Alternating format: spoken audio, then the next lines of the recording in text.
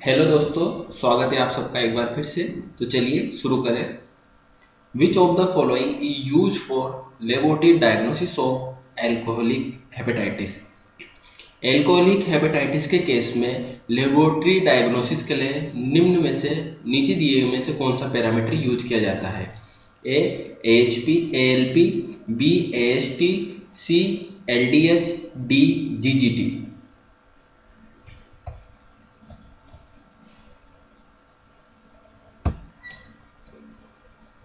Answer is B, AST, aspartate amino transferase।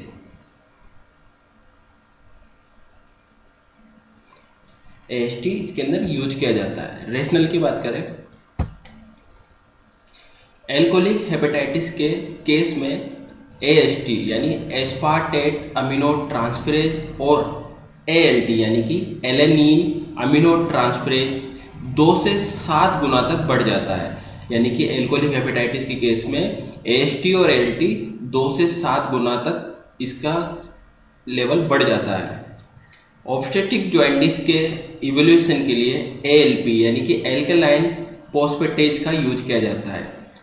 ALP alkaline phosphatase का use obstetric jaundice के लिए use किया जाता है। LDH लैक्टेट डिहाइड्रोजिनेज यह यूज किया जाता है हेमोलाइटिक अनीमिया और मेलिगेंसी के केस में। बात करें GGT यानी कि गामा ग्लूटामिल ट्रांसफरेज, एल्कोहल के लिए स्पेसिफिक नहीं है, इसलिए क्योंकि ये आसानी से फैटी लीवर के केस में बढ़ जाता है, आसानी से एलिवेटेड हो जाता है, इसलिए ये एल्कोहल के केस में स्पेसिफिक नहीं है। इसलिए एल्कोहलिक हेपेटाइटिस के केस में ALT या फिर AST का टेस्ट किया जाता है। Next question, which is the most common site for chronic gastric ulcer? A lesser curvature of incisura, B high on lesser curvature, C greater curvature and D prepyloric. Chronic gastric ulcer के case में most common site कौन सी है?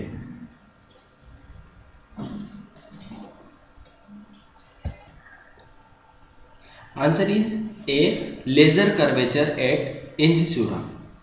Answer B correct हो सकता था अगर high की जगह लो ऑन लेजर कर्वेचर यानी कि कर्वेचर के नीचे की तरफ, लो कर्वेचर की तरफ होता अगर, तो ये आंसर क्रोनिक गैस्ट्रिक अल्सर में सही हो सकता था। बात करें रेशनल की, पिक्चर के अंदर लेजर कर्वेचर इसके नीचे की तरफ यानी इंसिसुरा एंगुलरिस, यहाँ पर क्रोनिक गैस्ट्रिक अल्सर होने के चांस बढ़ जाते हैं। मोस्ट कॉमन साइट ये होती है। ये रास्ता चला जाता है डुडेनम की तरफ और ये रास्ता चला जाता है इसोफेगस की तरफ। ये तो लेजर कर्वेचर के लोअर की तरफ यानी कि इंसिसुरा एंगुलरिस पे इसकी साइट होती है।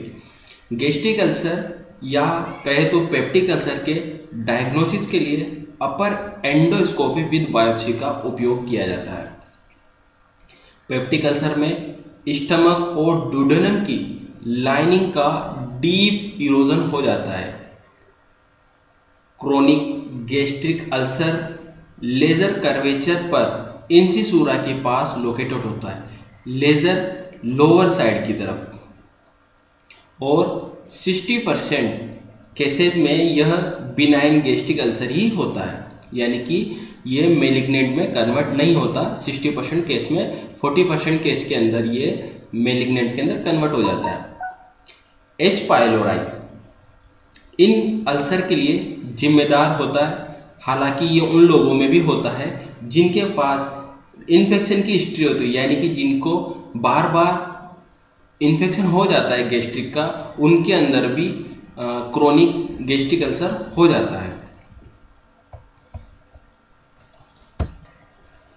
गैस्ट्रिक अल्सर और डुडेनल अल्सर में डिफरेंस की बात करें तो गैस्ट्रिक अल्सर मोस्टली स्टमक में ही होता है और डुडेनल अल्सर डुडेनम में होता है। गैस्ट्रिक अल्सर के केस में abdominal pain can not be relieve by eating. खाना खाने के बाद एब्डोमिनल पेन नहीं मिटता। डुडेनल के केस में खाना खाने के बाद एब्डोमिनल पेन सबसाइड हो जाता है। गैस्ट्रिक अल्सर के केस में epigastric pain 1 to 2 hour after eating, खाना खाने के 1-2 घंटे बाद दर्द शुरू हो जाता है। और डुडेनल अल्सर के केस में खाना खाने के 2 से 5 घंटे बाद एपिगैस्ट्रिक पेन शुरू होता है। गैस्ट्रिक अल्सर में कैन कोज मेलेना और हेमेटोमेसिस। डुडेनल अल्सर के अंदर कैन कोज मेलेना और हेमेटोचेजिया। डुडेनल अल्सर में हेमेटोचेजिया और गैस्ट्रिक अल्सर में हेमेटोमेसिस। नेक्स्ट क्वेश्चन,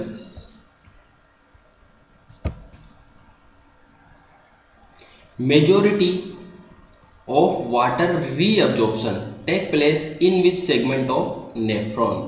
नेफ्रॉन के कौन से हिस्से में सबसे ज्यादा वाटर का रीअब्जॉर्प्शन होता है? A proximal tubules, B distal tubule, C loop of Henle, D collecting tubule.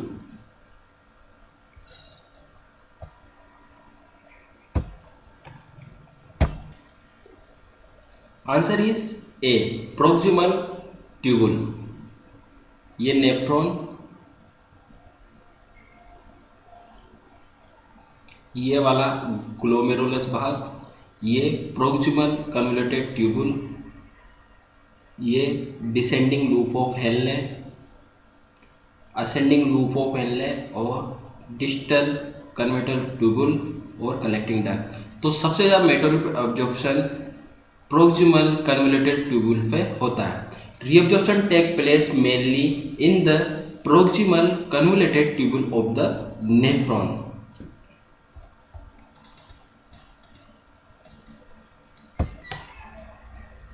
Next question, drug of choice for heart failure. Heart failure के लिए ड्रग ऑफ चॉइस कौन सी है? ए मॉर्फिन, बी डेकाडोन, सी इपकोलिन, डी डिजोक्सिन। इसका answer आप comment box में दें और हमें यह भी बताएं कि आपको क्विज कैसी लगी। जय हिंद, जय भारत, थैंक यू।